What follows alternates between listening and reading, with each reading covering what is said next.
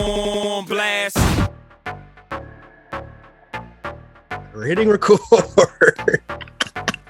Oh man, if the people again. That was another one where like the lost tapes, man. Yeah, the inside info. Sorry, I was just rubbing my hands in front of the microphone, not realizing that obviously that would sound pretty annoying in someone's ear. But we're just fired up here for another edition of the challenge. What's this podcast called? This is You Killed It. I'm John Chidley Hill. I do remember my name. My name is Sheldon Alexander. You had me worried for a second. There was a small pause before you said your name. I saw a look across your eyes where you're like, what is my name? Sorry. As we said, this is You Killed It, the most rushed podcast because we're both having a busy morning. But it's been an eventful week in the world of the challenge, and this was a banger of an episode. We should talk about some things that happened before this episode came out. Yeah, do we want it? So yeah, we want to talk. We probably should have, instead of talking about what we did talk about before we hit record, we probably should have talked about what order do we want to discuss these things on the pod. I just sort of took charge there and just assumed we were going to jump straight into current events before we recap the episode. All good. No worries. I love this pod so much. So coming out of last week's episode where Ashley, we gather, said some inappropriate things to Josh about Josh. I didn't tell you this. Okay. But I have it confirmed what happened. Oh. Yeah, like I didn't tell you this. I probably should have told you this before we hit record as well. Our listeners should know Sheldon and I barely speak to each other all week. We might exchange 3 texts per week, and then we just talk about everything in a 3-hour span. Yeah. Most of which we can't record or we have to delete because it's wildly inappropriate. So this is all news. Go ahead, Shelley. Yeah, so the crazy part is, as you said, we end up just catching up right before we record, and then at some point we're like, no, we got to hit record because we got to go. And then we end up producing the pod live on air instead of discussing what we should talk about on the pod before we hit record. Anyways, last week I was in contact with some folks. I'll say that. And what I was told was that Ashley called Josh gay. And that was a scenario that occurred. And for that, that's what she was kicked off the show for that. That's what I was told. Now, I guess that's the sources say. I'm not the journalist, but that's what I'm going to go with here.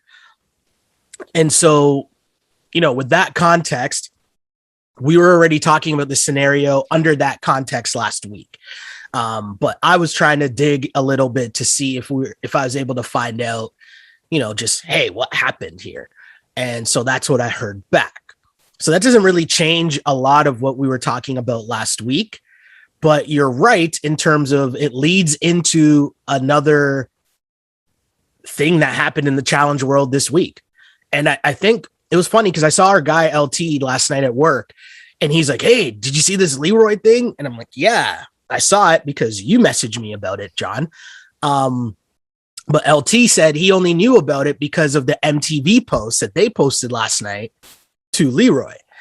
So I guess where do we start with this? Well, I want to give credit where credit's due. We had 2 listeners flag the post for us. It was, as I scroll through my mentions, there we go. Elaine and Sarah Casellas both flagged it for me and for you. And I immediately watched and listened to it. For those of you who have not checked it out, it's about a 35-minute video where Leroy revisits the racial incident he had with Camilla, where she was drunk and became incredibly hostile. And it's Leroy basically doing commentary. Like he rewatches the episode and talks about what was going through his mind. For those of you who don't remember this or didn't see it, you're more new to the challenge. Dirty 30, so 7 seasons ago. There's basically an entire episode revolving around this entire incident, and a full 60-minute episode. And long story short, what happened was Leroy's just talking game with some of his friends and allies, and he mentions Camilla. He says her name, but he doesn't say anything good or bad. Mm-hmm. He just uses her as an example. But what he said was quite neutral. Camilla, who's drunk, overhears him and freaks out because Camilla was always a very paranoid player, and she used racist language toward him. And she refers to his race from what we saw in the episode, but we know from what other cast members have said, she used racial epithets that are completely unacceptable. It's just that in MTV's cutting of it, they didn't include it because it's horrible. And she went on to win that season. She was not kicked off the show. Mm-hmm. And so this was Leroy, motivated by the incident with Ashley, sort of revisiting how MTV handled it. If you haven't watched it or listened to Leroy's video, it's on Instagram, it's on his IG Live, and it's posted. It's easy to find. Especially if you're a white person, and I say this as a white person, you should really, really listen to it, because it really is an interesting and important breakdown of what's running through a black person's mind as they are being racially attacked. And it's an experience I've never had as a white person. And it was really I like to think of myself as pretty woke and pretty sensitive to racial issues, but there's nothing like hearing a black person look back 7 years after the fact or whatever it is, and talk about how it affected them then and still affects them today. So I found it really powerful. But what did you think, Sheldon? I found it very interesting, and I thought there were a lot of key points that kind of hit home. And I think Leroy did a really good job of explaining the power dynamics that exist in a lot of different situations, right? And, the challenge, and I know we think of it differently, especially because it's a reality show, and it's not so much now what the show used to be, but the show used to be a reality show in terms of there's a lot of realistic situations that occur on this television show. So when I'm saying he tapped into a power dynamic, that's something that people, how do I say this? People who look like me might feel in different situations, right? When you walk into a room, it could be your workplace, it could be whatever it is, right? But the power dynamic of you're always playing defense, right? Even in this scenario where Leroy knows he didn't do anything wrong, he knows instantly, as soon as Camilla starts going in on him, he knows that he can only say certain things in this scenario for fear that it could be framed in a completely different way. So he's just on complete defense. He's just Camilla, stop, you're drunk. He is not trying to escalate the scenario at all, because he knows that he can't do that in that situation. And even as I say it now, I worry if people kind of understand what I'm trying to say here, but there's always this thing in the back of your mind about big black guy, small white girl, he can't show any form of aggression in that scenario. And not that he should, but my point is more so you're immediately on defense. You're not going to raise your voice, which he didn't do, nor should you. I hope I'm explaining this and articulating myself well, but it's just a feeling that ultimately you gotta you almost shrink in that moment, because there's nothing you can do, because you don't want it to be misconstrued as you being the aggressor, because it doesn't take much in the eyes of many for you to then become the aggressor in that situation. And so him just explaining that dynamic of, him being so worried about just calming the situation down, diffusing the situation. And the thing I really, really was glad that he brought up, and I wonder how much it kind of got through to some people who might not understand, is him talking about why is that on him to diffuse that situation, right? And he said that, and I have a smile on my face. And sometimes, if you listen to this podcast, you know I smile or laugh when I'm uncomfortable, right? And when he said that, it hit home because it's like, yeah, it's something I've thought about a lot of times because you've been in situations where you're in this scenario and you're the one being targeted, and yet you're the one that's left to try to diffuse the situation because the other people around who don't look like you are just hella awkward about how do I deal with this situation. And I think these conversations, and if you listen to this pod, you know that we don't shy away from these conversations because we want to have the actual conversation, not the like, I hate saying it, but the phony, you know, hey, we're going to have the easy take and just say racism is bad. You know what I mean? Like, that's not like, we know that. What? Cool. Yeah. So we hope to try to have these conversations from different viewpoints that someone listening might actually be like, oh, I never thought of it in that scenario. And Leroy brought up a lot of good points in that, you know, to me hit home in a lot of different ways.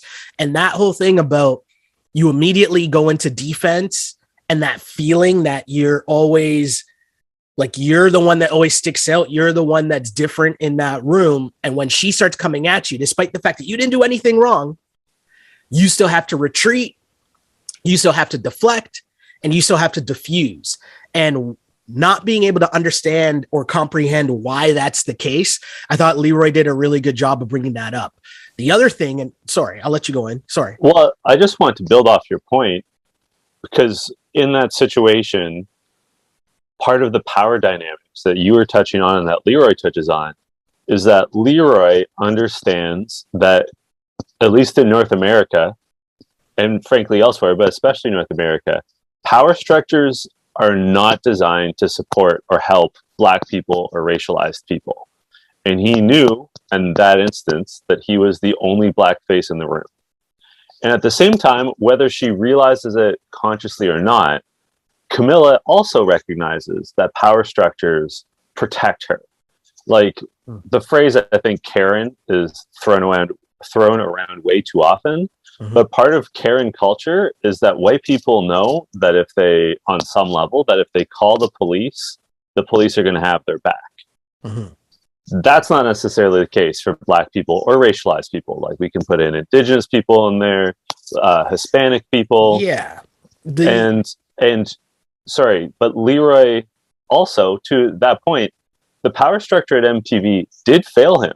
The next day, Camilla wasn't kicked off. It fell to Leroy to be like, hey, Camilla, where's my apology? Right? It all came down to Leroy. The power structure did fail him. Like, it's not just that Leroy was like, what do I do here? Like, I have to play defense. But also, his suspicion that he wasn't going to have the producers, the power structure around him back him up was correct. It did not back him up. Right? Like, yeah. Leroy read the situation correctly, which is horrible, but he did. Yeah, I think, you know, the other parts that he brought up about Camilla and the whole, like, oh, you know, the excuse of you being drunk, you know, and the whole sober thoughts or drunk words. Is that what's the phrase? Is that the phrase? Yeah. Drunk words or sober thoughts. Thank you.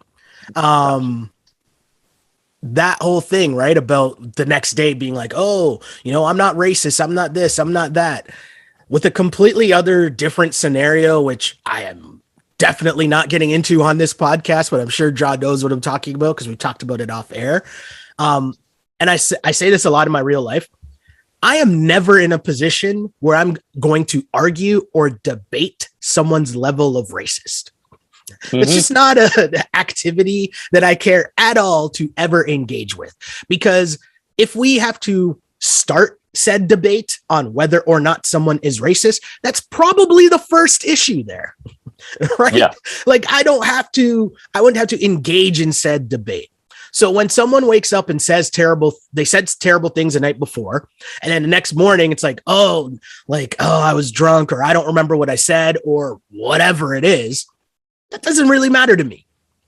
Really doesn't. right? So, and then debating that point, I thought was an interesting thing that Leroy brought up in terms of like, you know, Camilla, like, oh, well, I don't say that, or I wouldn't normally say that, or I wouldn't do, like, cool, that's for you to debate with yourself. Bottom line is you already said it. And so I'm not here to debate your level of racism. Oh, you're only a racist when you're drunk. Cool. Like, is that better? Oh, all right. You know, and a couple other things I just want to hit about that scenario too. We talked about it last week when we were talking about the Ashley thing, right? And why the Camilla thing was so weird, because me as a Black person watching that episode of the challenge immediately, and I don't know because I haven't gone back and listened to our pod after that episode, but I think on that episode I said, if I were a betting man, I would bet that there were N-bombs dropped, because you don't just say you Black piece of whatever, and then stop there. Most instances, that's not how these things play out, right? So once you're now MTV and you're editing out the severity of the comments, you're now getting into a way different game of this as well. So in that instance, I understand why they edited out the Ashley stuff and decided we're not touching this at all. Like, I get it, because I feel like it's got to be either you're all in or you're all out. Do you know what I mean? So I get it and I understand it. And the last thing I want to say on the Leroy thing, that, you know, I saw some people bring up online because they were like, oh, why is he talking about this now? Or why is this coming out now? Which always seems to be a thing about someone who has been a victim in one way or another. And like when they decide to come out and tell their story on something. First off, if we are not the ones who are offended, we don't get to decide to tell someone else how they should deal, how they should cope, how they should handle a situation. That's first and foremost. Secondly, I thought he did a really good job in explaining just the times that we're in now and our viewpoint as a society and how much that has changed in the time between when that Camilla thing happened and where we're at now. We obviously know all the things that happened last summer with the protests all across North America, all across the world, but just also the conversations that people have been having, right?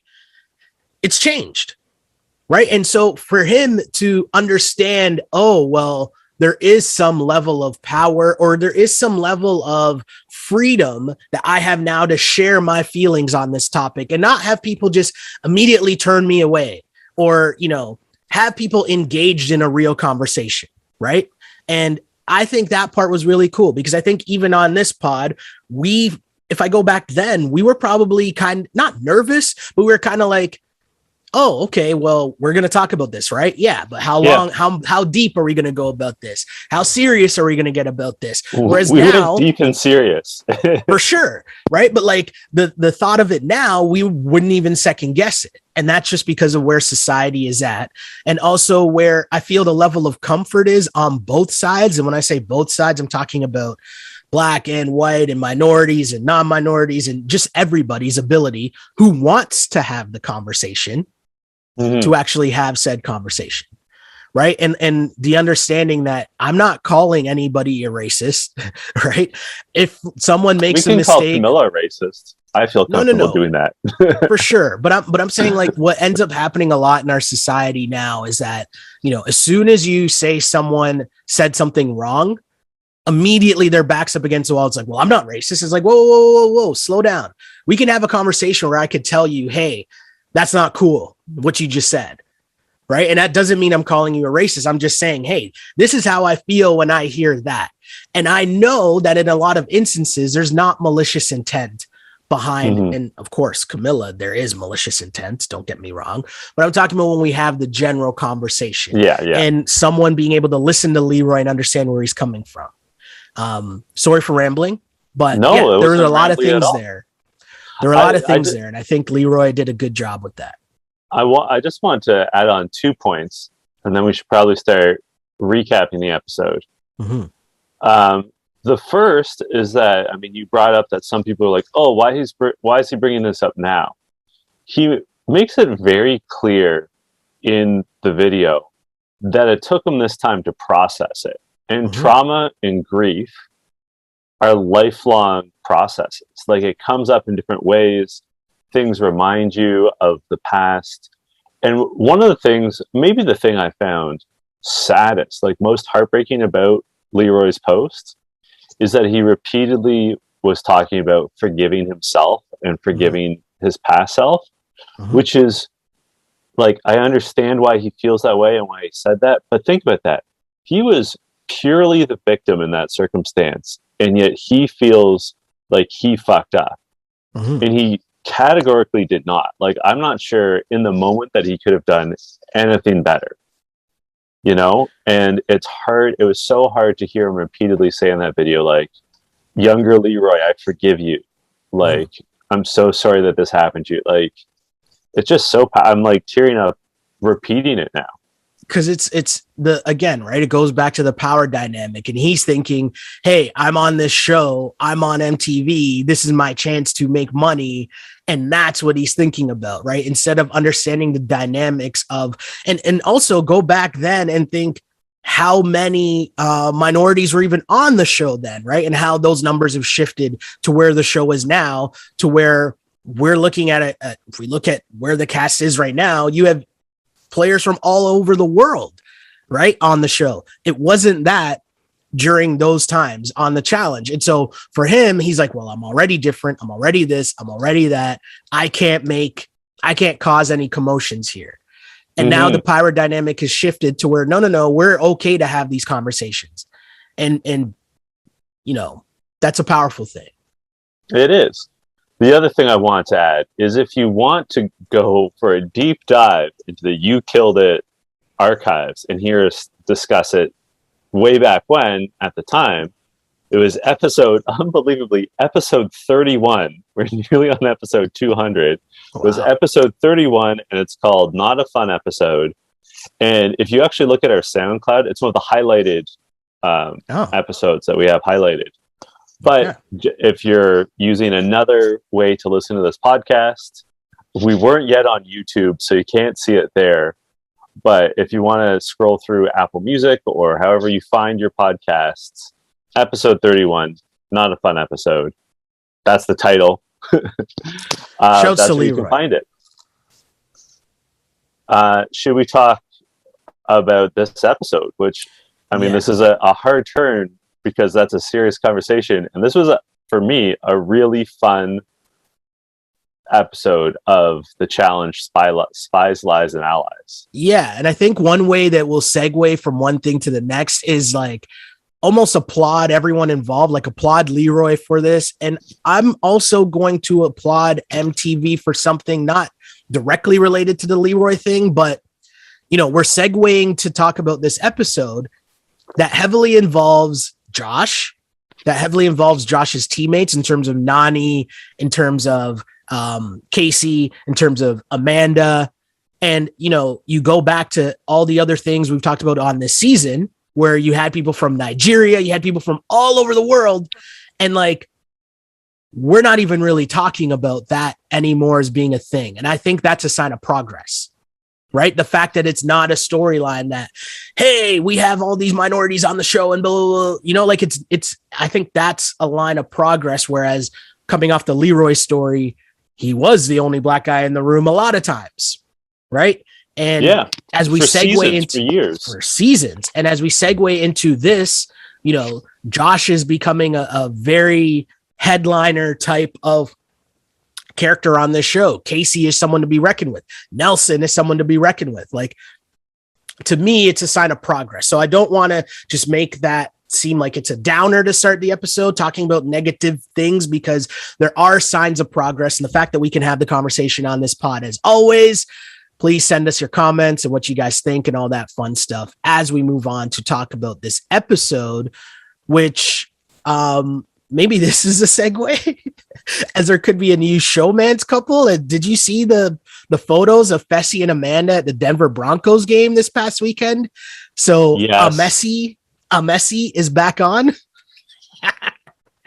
I hate that we're going to be having to hear about these two idiots for years, right? This is going to be Nelson and Angela 2.0. Like, book your tickets to Maury. I should tell you, I don't know if you saw this, Nelson and Angela went on vacation together recently to celebrate her Oh, birthday. And Eric tweeted at us. I don't know if you saw this. no, Nelson got knocked the fuck out in, I think I it was did. Vegas, for flirting with another man's wife. Yeah, I did see this. Yeah, Scuba Nelly, Scuba our Nelly. guy, he So, makes it so hard to like him. I mean, yeah, right when we thought things were going well for Nelly, not so much in real life. And right as we thought things were going well for Josh, not so much on this season of the challenge, right? But Josh, Casey, and Devin, they're having a very good chat, right? Yeah. They're discussing how they should welcome Amanda onto their team. And something was said about a dishwasher. I don't know. I didn't really get it. Yeah, Devin said that we used to have too many cooks in the kitchen. Now we have one less cook. We've replaced her with a solid dishwasher. Ah, okay. I got you. Okay. He's really stretching his metaphor. Yeah, for sure. But I thought that was a good call by them, because you do have to make her feel welcome. It is a reality that you have to deal with. So it's what the Ruby team should have done, right? Like we were pretty critical of Nelson and Corey for being so like immediately hostile to Amanda. Yeah. And it was Casey who said it, like, we got to make Amanda feel welcome. Like you got to get along to get along. And yeah, Casey's right. Casey's spot on. Casey's having a pretty great season, I got to say. Agreed. Tori is having an interesting season. And what did you think of her whole get up here in like, she had the towel tied around her neck. She cape had like a cape on. Yeah. She had like she's claiming to be a hero, or she's not claiming to be a hero or something. She said that Ruby needs a superhero. She's not that, but she'll be their hero. I liked the idea. Like, I liked what she was going for. She was trying to get them all on the same page, trying to pump them up and say, and like, she made some fair points. She made the fair point that Ruby has as many former finalists as Emerald at that point and more than Sapphire. Yeah. So they know how to get there. They just need to get on the same page. She has red nail polish that she puts on at least one of their fingers. See, like, I like Tori in general. Yep. She always goes like a step too far. Like she doesn't quite do too much, but she gets real close to doing too much. Oh no! I feel like this was definitely doing too much. Tori doing too much deal. That's her name. Like, what? Come on, man. You could see Kyle's face. I like the idea. Like, she's trying to be fun and she's kind of quirky and a weirdo. Like, I liked in broad strokes what she was doing. I just thought she needed to do one less of these things. You know what I mean? Like, wear all red, but don't do the nail polish. Or do the nail polish, but don't wear all red. Or just, like, don't have the cape and, just subtract one. But it was the nail polish. It was wearing the all red. It was like the Mike Singletary, like, speech. Like, we got to do this team and we got to do this and we got to do this. All she was missing was, I want winners. That's all we were missing from Tori. Like, nah, doing way too much. And the look on Kyle's face, you could see him holding back the laughter. Because he's just like, is she being for real right now? And then Nelson just kind of looked like bewildered, kind of like confused, like, wait, what? I don't even know what's happening right now. Is she trying to do a bit here? Is she being serious? Like, I don't know. Like, you can't give a serious ass speech while wearing a towel as a cape. Like, that doesn't make sense. Doesn't make sense. But anyways, sure. As you said, at least she's trying, right? At least she's trying.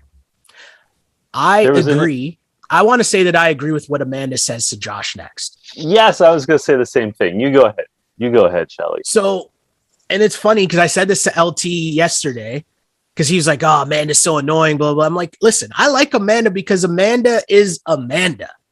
And so you cannot like her, but she's her. So when Josh is like, hey, well, Tori would be up with me in the morning running and doing 30 miles or 30 laps or whatever he said. She's like, no, that's not me. That's not what I do. But what I can do is I can do puzzles and math, which is what the final is about. The final isn't only just about running. It's about puzzles and math as well, which is true. And I think their team did need a little bit of a mixture. They did need someone to help them or take the lead in the puzzles and the math, or at least help out, because Devin's pretty good at that stuff too. But You needed more balance, I think. And she's not horrible at like the other stuff either. So I was with Amanda in this combo. I was 100% with Amanda, and I think it really exposes part of Josh's problems in the show in general. Okay. He thinks that the people that win this show are the biggest and strongest. Yeah. And historically, traditionally, that's not true. Like if you look at the people who've consistently won, if we like list I'm not going to pull up the list of the people who've won the most, but we can in recent history name the ones that have won the most. CT, Johnny Bananas, Wes, Ashley, Jordan. I know CT is, yes, the biggest and strongest, but he sets himself apart because he's really good at puzzles. But all you really have to say, though, with CT is that he's won the most in the worst shape that he's come on the challenge in.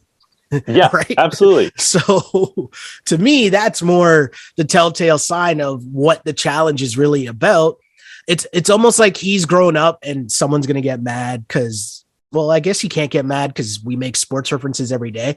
But it's kind of like, as the aging pitcher gets older and you lose the juice and your fastball might be not cooking at 98, 97 anymore, but now it's cooking at 92, 91, but you're hitting the corners.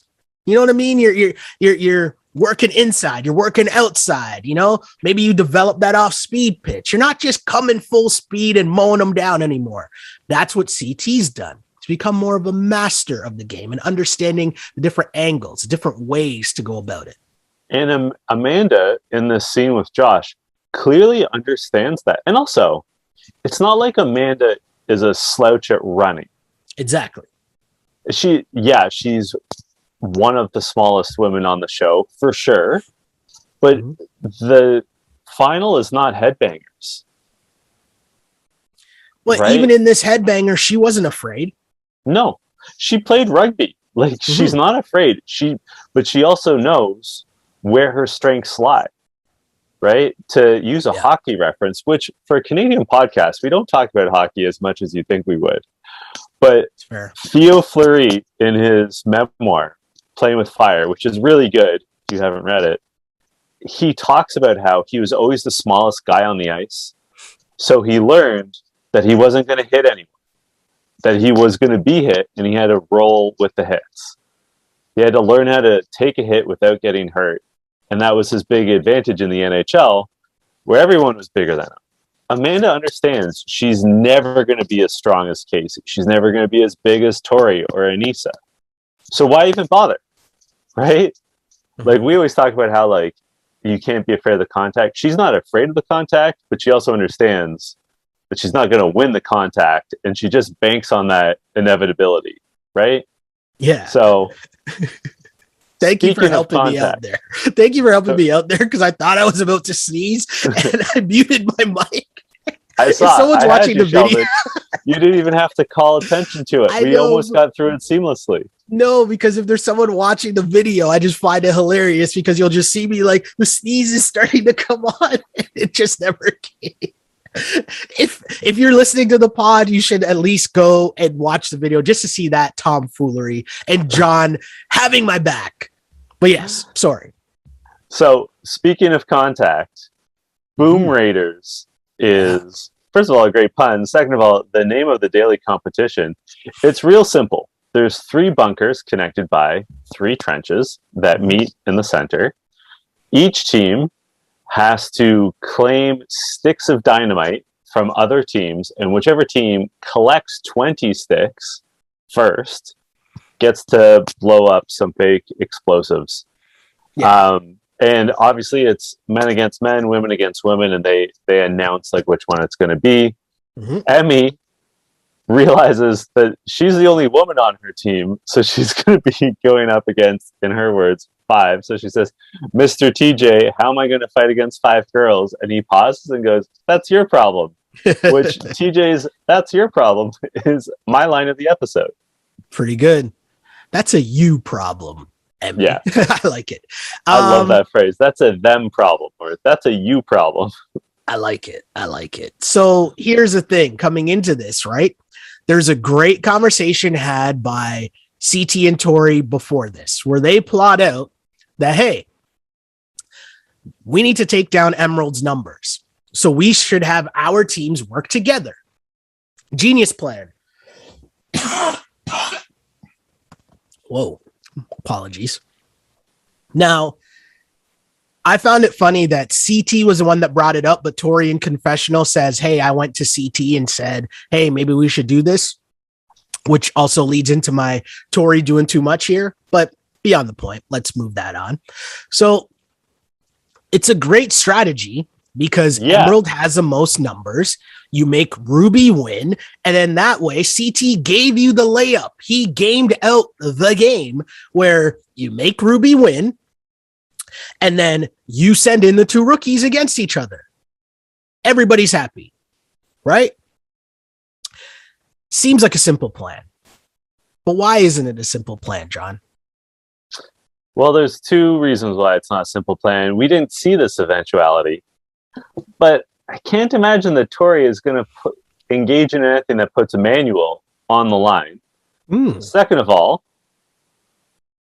Kyle forgets the plan. I still don't really get what maybe happened. On purpose broke the alliance. I still don't really get what happened. I'm still trying to decide if Kyle's just slow or if he had like some strategy to where he actually didn't want to help his own team win. And I'm saying that because it doesn't really make sense, because it was going to be rigged for his own team to win, right? And then that would guarantee that he's not going in. So I really don't understand. So maybe he's just slow, because his excuse is, I thought you said to get blue. Blue does not sound like emerald. Those two words don't sound the same. So maybe he just mixed up his colors. Is he colorblind maybe? And I'm not making a joke. I'm actually being serious. I feel like if Tori said go blue, I feel like the producers would have given us a replay of her showing that. Yeah. It made no sense. And like, everyone's mad at me. Let's be honest. Nelson's not the brightest, but he understood the assignment. Yeah. It's quite simple. Yeah. Kyle, I don't know what he was doing. I just wrote his team's pissed, CT's pissed. Kyle is a tool. I don't get it at all. The one thing I did find funny though was this sent chaos throughout the entire competition, because then all the teams were just yelling at each other. Tori is fired up because she's screaming at the other team saying, Josh, what do you guys expect me to do? Of course, I was going to try to do something to help my team win because you guys aren't on my team anymore. So this leads to Tori trying to hit Amanda kind of ducking it, Tori yelling because she got screwed over. Devin saying, like, how are you trying to screw us over? Like, I don't know. I found this whole thing weird. Devin does make a funny point because he says, I'm supposed to be Tori's number one. Josh is one of her really good friends, and she's sleeping with Emmanuel. And it's a guy's day. It's a valid point, but I'm not with Devin on this one at all. No, I'm not either. Oh, okay. I know. We're going to get to Devin in a second. We'll get there. But because there's more yelling, Josh and Kyle. There's more yelling. Josh and Kyle are yelling at each other. Tori loses it on her former teammates in the Emerald City. And then it lines up for what I did not like. I thought this was going to be a showcase of CT, Yeah. because this is the sort of thing. And like, he does well. Yeah. The pain train coming to the station. But it kind of turns into a showdown between Casey and Tori. And we've heard for seasons, Casey plays professional football. Casey is a football player. Casey's going to be so dominant. She's so physically dominant. We finally saw it, Sheldon. Yeah. She trucked Tori, not once, but twice. She sent Tori, who might weigh more than her, is at least the same size as her, flying. She laid her out twice. And it's to my earlier point about Amanda. There was a moment where Amanda and Tori were running head on toward each other, and Amanda basically dodged the hit. Mm-hmm. Not all of it, but she most of it got out of it. And Tori was like, Josh, this is the person whose back you had over me. This is who you welcomed with open arms to your team. She gets out of the trenches when she's about to get hit. Like, yeah, like, this is my point. Like, Tori and Josh don't understand. It's not necessarily about who's biggest and strongest. If you're giving up like 40 pounds to someone who's running at you downhill, yeah, the smart play is to get out of the way so that you don't lose. First of all, don't get hurt. Second of all, so that you can like keep going and get the target, which is the stick of dynamite. Like, they're so critical of Amanda, but she's right. Like, Amanda is right. Yeah. The object is not to get run over. That's not the object of the game. It's not the object of any game, any contact sport. The object is not for you to get run over, right? So I didn't really understand what Tori's point here was, but the hit that Casey put on her, it reminded me of back in the day, the old school ESPN Sunday night crew or Monday Night Football crew, when they would have the segment Jacked Up, because Tori got jacked up. And that was just, when your body ends up looking towards the sky. Like, I don't know if anyone listening to this has played football before, or maybe even hockey, you would get a hit like this. Rugby, possibly, I guess it could happen as well. But I've been hit before, where I've been hit and I'm backwards, and I just remember floating backwards, and you're just looking at the sky. And it almost seemed like it was slow motion because that's how much you got laid out, right? And it's a contact sport, so it'll happen. But my point is, that was a that was a big girl hit. Like, that was real deal. Like, you got fucked up, Tori. I liked what Amanda said. When you play stupid games, you get stupid prizes. I liked it. Great line. Also, too, it just summed up what we talk about all the time, right? We talk about you either want the smoke or you don't. Casey definitely wanted the smoke. It was just amazing. Amazing. I also got to point out about Casey. You know that she's a real one because there's no bouncing around. There's no hyping herself up like Josh does, as an example. There's no psych up. It was just like she put on her helmet, she got in the chute, and it was go time, right? Like, she was like Barry Sanders down there. She wasn't, there was no shit talk. There was just focus. And that's when you know someone's done this sort of thing before. Totally agree. The one thing I didn't agree with is I didn't understand how Kyle was arguing that it wasn't his fault. Or at least I guess he's trying to make excuses. I don't know. But either way, Ruby team was looking super sus, right? And I guess we get back to the house. So CT squad ends up winning, right? Yeah. Long story short. And Ruby team, it's not looking good. Because Kyle, who knows what Kyle's plan was. Tori is trying to plead her case to Devin, and Devin is just going in on her. And I really didn't understand what Devin's point was here. Because is Tori just supposed to say, well, I'm going to help you guys win because it's a men's elimination, but that would also ruin my team and affect my chances of getting to a final if one of the strong guys on my team ends up having to go in and we lose? That makes no sense. And I think she made the mistake of not explaining the full plan, which was to have her team win, and then they'd put in the rookies, so then Josh and Devin would be safe. Yeah, but then she gets in trouble with Emmanuel, right? It's tough love. Pardon the pun. It's tough love. Yeah, I mean, I think we all know I'm Devin's #1 fan, but I agree with Kyle when he says that Devin's, I don't like the phrase that Kyle used to describe him, but Kyle says that the game has got into Devin's head. And he's right. And this is the second time where we've seen Devin expects his friends to make decisions that would benefit him and harm them. Yeah. This was almost the exact same issue he had with Amanda last week.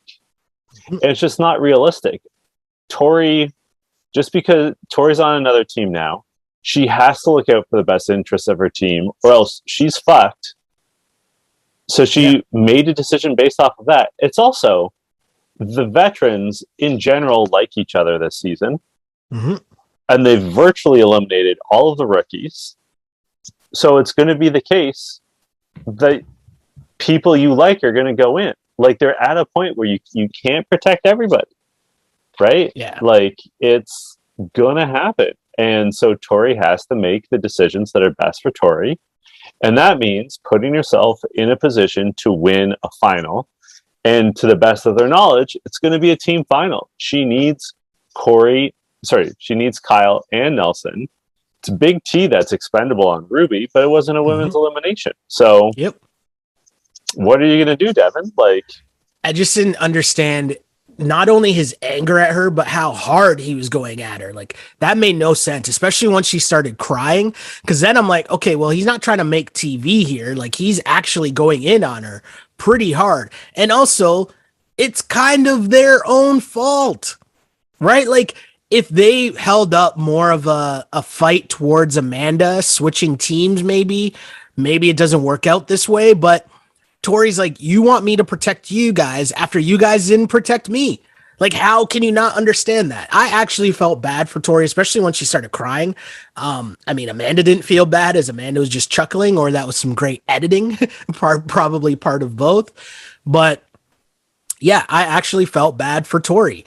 And, you know, Tori then tried to make it up by going to Kyle and trying to tell Kyle, hey, if you're the one going in, don't pick Devin, which was really unnecessary because he wasn't going to pick Devin ever. But no, there's a great conversation that occurs between CT and Kyle. This, I thought, was a masterclass by CT in terms of how to operate in the challenge. And they're having a chat, and it's a chat that they have once a season, right? Where they realize that they're at a point where they got to show their cards, right? Which side are you really on? It happens to CT and Kyle every single season, but Kyle is trying to butter up CT, and CT says, quote, he's trying to butter me up and then throw me to the wolves, but I'm a wolf. I've always been a wolf. Close quote. That, my friend, is my line of the episode, because I thought that was pretty dope. Yeah, I thought that was a pretty line. Dope. I mean, what I like to, I felt bad for Kyle here because CT was like, we're not friends. And like, I know, I honestly think that Kyle was legitimately hurt, but also you're right. This was a masterclass by CT, absolutely exposing Kyle and his plans. So the entire house knows that Kyle wants to go in against either Logan or Josh. I liked what Kyle did in deliberations. Oh, sorry, Emmanuel. Yeah, Emmanuel or Josh. I liked what Kyle did in deliberations, where he's like, listen, if you vote me in, I'm probably going to call down Emmanuel, and then I'm going to take Logan's spot on Sapphire. That's probably what's going to happen. And it was well played. We get to, Kyle does get compromised. And, you know, there's a little bit of sort of like tension in the house. Oh, who's Kyle going to pick? But we get to the actual elimination, burning bridges. And Kyle, like, immediately says, I'm not going to call down Devin. He's my best friend. Not going to call down Nelson because I made him a promise. He said, and like in his head, in confessional, he says, it's burning bridges. It's like, it looks like it's going to involve balance. Emmanuel has balance to spare. I'm going to call down Josh, which I thought was a very nice way of saying that Josh is the goofiest person in challenge history. And like I once said on this podcast years ago, Josh isn't even good at being tall. And it's true. Like, he has no footing whatsoever. So like, yeah, if it's any kind of agility or like, I know Josh is in the best shape of his life. You got to call down Josh though. Mhm. Anything with endurance or anything, you got to bring down Josh. It was an easy call. It was a super easy call. If once you're down there and you're Kyle and you see your options, it's obvious you got to go with Josh in that scenario. And credit to Kyle for making the play here, where I thought there was a lot of good gameplay by everyone involved. Like I thought the plan from CT was good, the plan from Tori was good. Kyle just messed up in the actual challenge, but once you get to the elimination and now you got to make a decision, obviously you want to go against the rookie because that is most often than not the best look. But once you get to see what the elimination is, yeah, that's a position you want to be in where you can choose who you're going against. And I go back to the deliberation where Josh says, I don't want to be put into this is a key part, right? And like at the end, I said, I feel sorry for Josh, but he messed up here.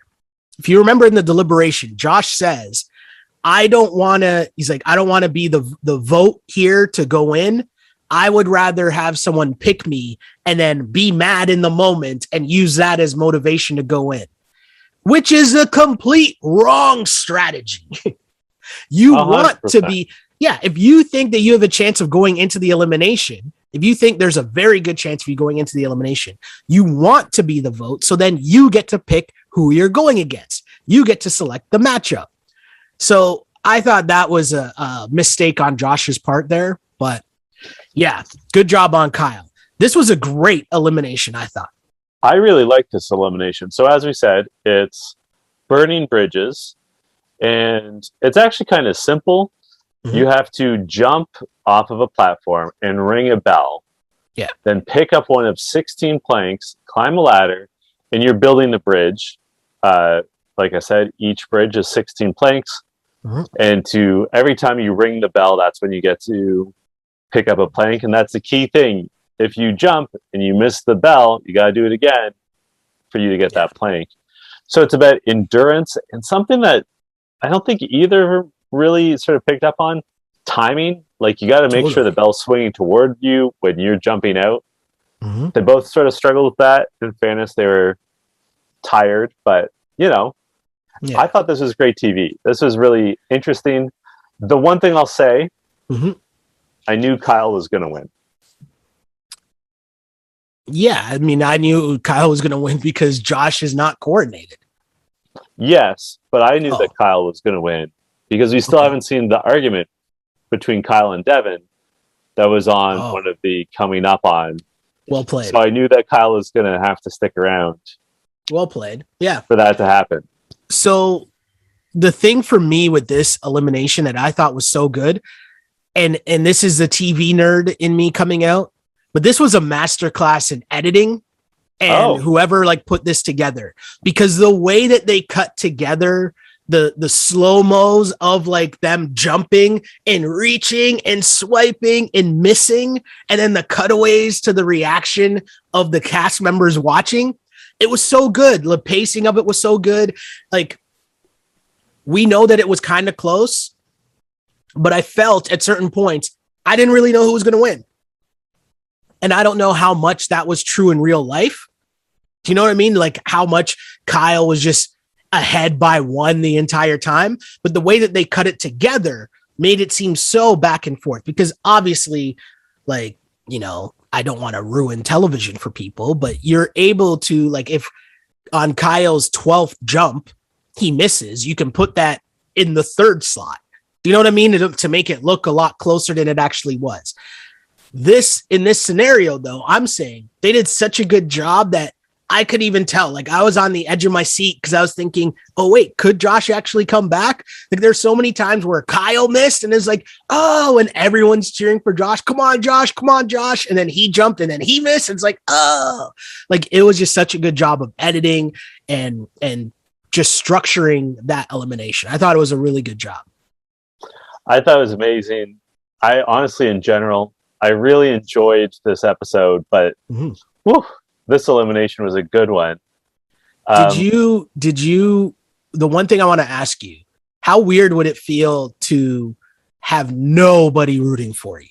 Because it's very rare when it's like nobody rooting for you at all. Normally there's at least one person cheering for someone, right? And instead Kyle had nobody rooting for him. Well, even Devin said, like, I'm not cheering for either one of them because whoever comes back, I don't want them to be mad at me. Mm-hmm. So although Devin like wasn't against Kyle, he also was like hedging his bets. Yeah. I think it depends on your mentality. I think it depends on the personality. I think some people, like, I think if no one was cheering for Josh, I think Josh would have taken it really hard. But I think Kyle is quite comfortable being hated. Yeah. And like we saw that, like he wins, he flips off the entire stage. Yep. And then when TJ says, you know, which team are you going to infiltrate? Kyle goes, Logan, get off my team now. Like, he does not care. Like, Kyle's much more comfortable with people disliking him than Josh is. So was that the right call? Switching with Logan? 100%. Really? Yeah. Okay. Explain. Because CT, and he just had an argument. He knows CT is gunning for him. Okay. CT can't nominate him if CT's on the same team as him. Because think about it. The men on Ruby are Nelson and Logan. Nelson and Kyle are friends. Kyle said, I promised Nelson I wouldn't call him down. Nelson has no reason to be mad at him. The Emerald team has Devin and Emmanuel. Devin is Kyle's best friend, and Emmanuel, he could just say, hey man, I just didn't call you down. You convinced me. The only guy that's pissed at him is CT, so he's safe. You convinced me here. So I guess my real question then is, who's the best team? Because I would make the argument that Ruby is the best team. Yeah. And they sort of stumbled into this. Yeah, Logan, Nelson, Tori, Big T, their weaknesses, they're bad at puzzles. Sure. Maybe Logan's okay at puzzles. I don't know. But you're right. But like, I think that might be the best team. Yeah. Anyways. Yeah. Great episode. Great episode of the challenge. Great episode. I don't think Emerald's that strong anymore. Not that Josh was a big subtraction, but like Emerald's strength previously was that they all get along. And like now they don't get along as well. Very true. Very true. Who killed it for you this episode? I do want to say that it is not Nelson who killed it because it's not my line of the episode, but he had a clip where he said, oh, if I want to go in, eliminations are where I thrive. One-on-one combat is what I do best. I was like, for that to be a clip from Nelson this week, considering the TMZ headline, oof. Not a good look. That I had the ooh when I watched that.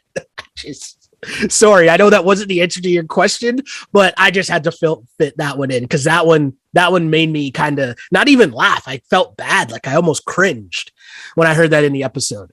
But who killed it for me in this episode? I can't say Kyle because he messed up the whole challenge and ended up there in it. You know, just on his own. I might say that it's Amanda. Oh. And the reason why I'm saying that it's Amanda is because she vowed that if you put me in, I will blow up your Emerald team. And what she's done is she's blown up their Emerald team. Chaos. I mean, yeah. That's it. That's all I got. I can't pick Kyle. Well, I'll let you pick first. Go ahead. Well, it sounds like you just picked. It's true. I did pick. I'm going with Kyle. And I'll tell you why. I'm having a hard time believing that Kyle went from being so dumb as to not know the difference between colors to actually making really good strategic decisions, calling down Josh, winning, and then infiltrating the Sapphire squad. So you think he might have done this on purpose? Yes. Interesting. Okay. I kind of wonder. I mean, also, if you consider how unimpressed he was with Tori's rallying cry for the Ruby team, that's a man who wanted no part of the Ruby squad and has consistently wanted no part of the Ruby squad and has consistently said he wants to run a final with CT. Yeah. I'm just saying, there's circumstantial evidence that suggests this was all part of a plan on Kyle's part. Interesting. A one-man plan. Where can the good people find you on social media? You can find me on Twitter at Shell Alexander, on Instagram at Sheldon Alexander. Like and subscribe wherever you get the You Killed It podcast. Especially support us on YouTube, man. It's how you keep the train moving. And yes, we got some messages about hoodies. Some people saying, hey, depending on the quality, I'd be in on a hoodie. So it's still a thing. I have an On Blast hoodie, and I have to tell you, it is very comfortable and warm for what it's worth. That's a good sell right there. Appreciate it. You can find me on Twitter and Instagram at jchidleyhill. And until next week, this was You Killed It. You killed it. I'm back. Nice. I gotta run. All right, my dude. Appreciate you, man. On blast.